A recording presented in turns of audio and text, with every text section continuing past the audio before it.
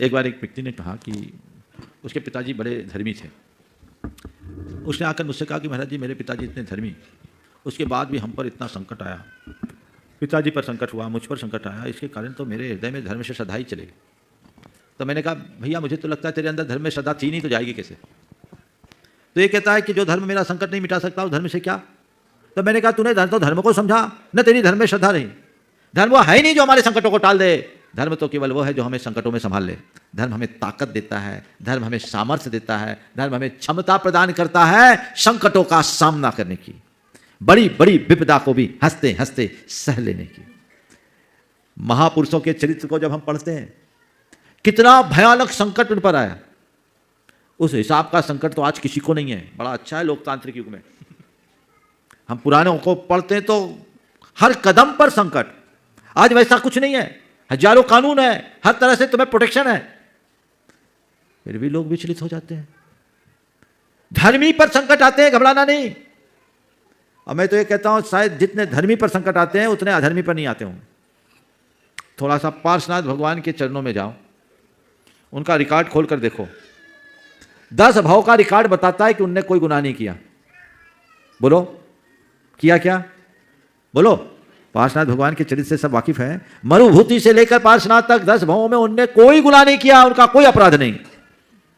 फिर भी 10 भावों में उन्हें संकटों का सामना करना पड़ा, लेकिन हर संकट में वे समर्थ बनकर के उभरे। ये किसके बल पर?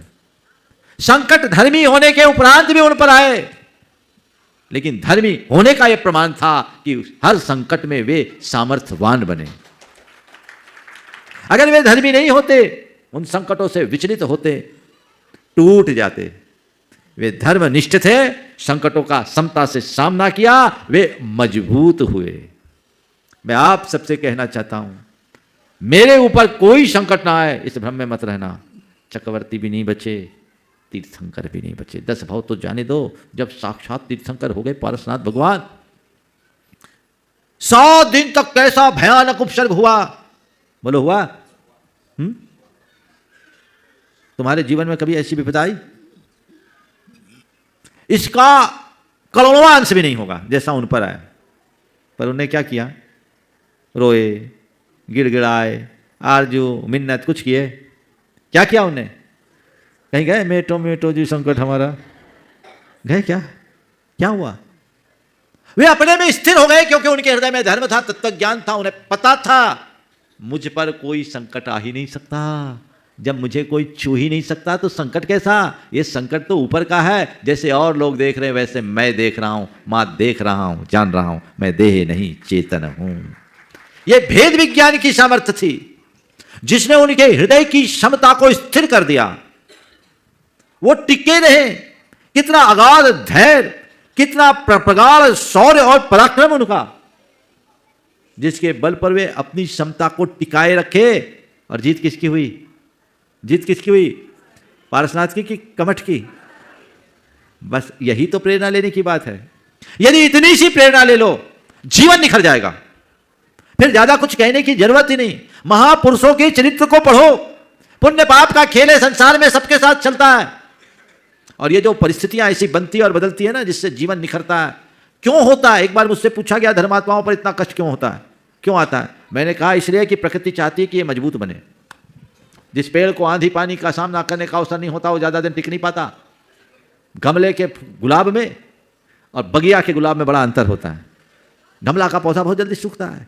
अपने जीवन को गमले के पौधे की तरह नहीं, वन के पेड़ की तरह बनाओ। खिलने दो, खुलने दो। प्रकृति तुम्हारे साथ ऐसा चाहती है। तुम्हारी नियति तुम्हें मजबूत बनाने के लिए तुम्हारे सामने प्रतिकूल संयोग देती है, और अपनी धर्म निष्ठा के बल पर उनका सामना करोगे तो निखरोगे। हमने बचपन में कहावत सुनी है, गुलाब को जितना कुतरा जाता है गुलाब उतना अधिक खिलता है ना? हम जब राजस्थान में थे तो उधर सर्दियों में बिहार हुआ। केर सांगरी के बड़े पेड़, और सब पेड़ों को दिसंबर जनवरी के एंड में कुतर दिए जाते, छांट देते, एकदम टहनियाँ सब छांट दे, बस तने तने बचे रहते।